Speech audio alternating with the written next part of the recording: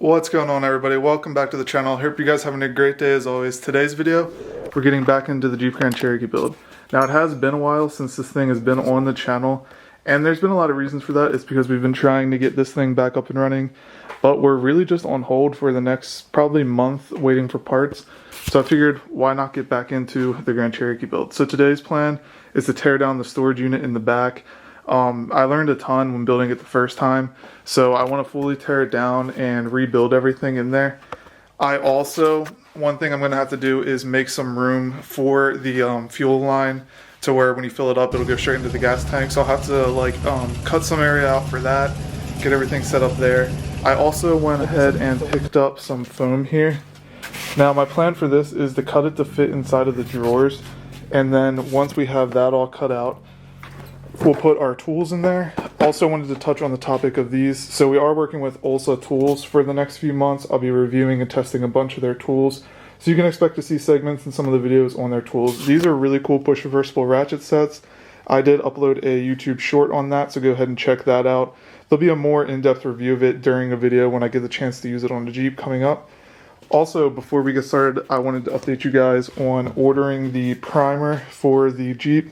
So I'm not sure how well it's going to focus on the phone screen, but it looks like the paint gun should be here March 24th, and then the Raptor liner epoxy primer should be here March 25th to March 30th.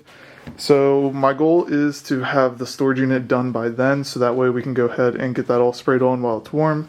Then we'll move on to lift, tires, all that kind of stuff, and then we'll take it off-roading. So you can probably expect off-roading stuff within the next month and a half to 2 months. And I'm going to try to make it more like a month until it's done. But again, we'll just see what happens, see how long parts take to get here and everything like that. But with that being said, let's go ahead and get right into it.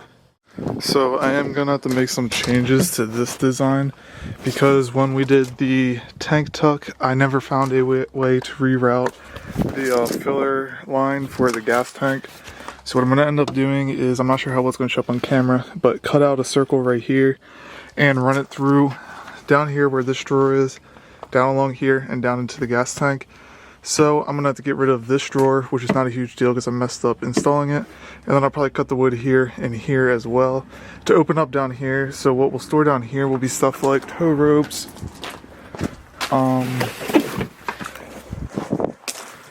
these will fit real well down there. I didn't like how some of the corners finished up. I'm gonna try not to even use this drawer, so I'm gonna have to get these back pieces off, because they're the ones that are cut to fit the curve or the angle of the back seats here. But as of now, everything's taken apart. So now that the hole's cut out, you guys can kind of more see what I'm talking about. So through this hole, the fill line for the gas tank will come through here and down through here somewhere, where I'll end up just taking like a hole saw or something and cutting it through. Just because I'm not 100% sure. I guess I can cut out I'll probably do that. I'll probably cut out like a rectangle right here in the bottom baseboard as well, just so I don't have to cut anything in the future. So the passenger side is figured out. I haven't decided if I'm going to cut this into 2 separate drawers. I probably will do that so I can get more tools stored in here. It's pretty tall as of now. I think it's around 8 inches tall. So I'll probably cut that down to 2 4-inch drawers in here, figure all that out. And then on this side, I'm probably going to leave the bottom empty and just slide in like tow ropes and things like that underneath it here. And then on top, we obviously still have our cooler. That'll put the cooler on top, and you'll be able to slide it out, take whatever you want out of it and put it back in. So now I'm going to try to figure out this side, and once we do that, I'll decide on the full dimensions for this side's drawers and get to work on those. Alright, so I got a lot done since you guys saw it last. For example, the big drawer is complete. I do have to add some like feet on the side of the tray to clear this little trim piece. I forgot about that. And I have the cooler drawer most of the way set up. So I have these latches here. I'm about to put one over here. As you guys can see, I drilled the holes already. And you can run a ratchet strap over top of your cooler. This should be the perfect size to fit the Yeti cooler. And you'll be able to slide it in and out. So those two drawers are set up, and then down here I haven't decided what I'm going to do. I kind of want to make like a fold up table or a slide out table from under here. I think that'd be really cool and really useful if you have to work on something on the trail. So I'm going to wrap this one up and then figure out exactly what I want to do here. I may also do something on top of this. I haven't decided yet, but I'm going to go ahead and wrap this up since you guys have watched 3 videos now of me just build things. I'm going to finish this up and then I'll catch up with the video and show you guys what I put in these, how I divide this, cutting the foam, all that stuff. Alright, so I decided to make this drawer 2 layers. The bottom layer will be the foam with the cutouts for the tools and everything like that. The top layer at first will be for just random things like heat shrink, like wire connecting, bolts for certain things like your drive shaft, stuff like that. Just the basic stuff up top, and then I think I'll make something up here or somewhere on the side for power tools when I get those ready to go off-road and everything like that. But for now, this is going to be a 2-layer drawer, so the top layer you'll be able to take out and then access the bottom layer. So I'm going to go ahead and make the bottom piece for the top layer of this and show you guys what it'll look like all together.